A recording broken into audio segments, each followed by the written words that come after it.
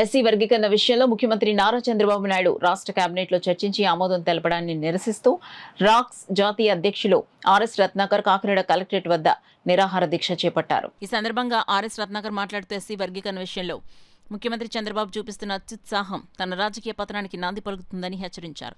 గతంలో చంద్రబాబు వర్గీకరణ విషయంలో చేసిన తప్పుల వల్లే కొన్నేళ్ల అధికారానికి దూరమయ్యారని, మళ్లీ కూటమి ప్రభుత్వంతో అంటకాగి ఎస్సీ వర్గీకరణ చేయడం రాజకీయ పతనానికి దారి తీసుకుంటుందన్నారు. రాష్ట్రంలో మాదిగలు అన్నదమ్ముల భావంతో కలిసిమెలిసి ఉండగా వర్గీకరణ పేరుతో వారిని విడగొట్టి పబ్బం గడుపుకోవాలని చూస్తున్నారని ధ్వజమెత్తారు. ఆర్టికల్ 341 ప్రకారం వర్గీకరణ చెల్లుబాటు కాదని ముఖ్యమంత్రి స్థాయిలో ఉన్న చంద్రబాబు తెలుసుకోవాలని, రాజ్యాంగ విరుద్ధంగా ప్రభుత్వాలు పనిచేయడం సరికాదని అన్నారు. ఈ కార్యక్రమంలో పలువురు మాల మహానాడు నాయకులు పాల్గొన్నారు. రాష్ట్ర వ్యాప్తంగా తెలుగు రాష్ట్రంలో ఉన్నటువంటి మాల సోదరి మండలారా ఎస్సీ వర్గీకరణ ముసుగులో కమ్యూనిటీని టార్గెట్ చేసి అన్ని రాజకీయ పార్టీ చేస్తూ ఉన్నాయి. ఈ రోజు ఏ సమస్య లేనప్పుడు ఆంధ్రప్రదేశ్ అసెంబ్లీలో దీనిపై చర్చ జరుగుతూ ఉంది. చంద్రబాబు నాయుడు గారు మరి రేవంత్ రెడ్డి తెలంగాణలో బిల్లు పెట్టి ఆమోదించడం జరిగింది.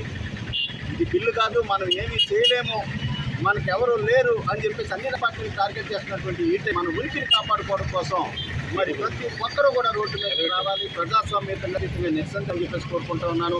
అలాగే ఉమ్మడి తూర్పుగోదావరి జిల్లాలో ఉన్నటువంటి మాల అక్క చెల్లెలు అన్నదమ్ముడు కాకినాడ కలెక్టరేట్ వద్దకు ఈ నిరసన కార్యక్రమానికి రావాలి. శాంతియుతంగా ప్రజాస్వామ్యంగా గాంధీ మార్గంలో నిరసన తెలుపుతాం, మన యొక్క సత్తా ఏంటో చాటుదామని చెప్పేసి తెలియజేస్తూ డాక్టర్ రత్నాకర్, నేషనల్ ప్రెసిడెంట్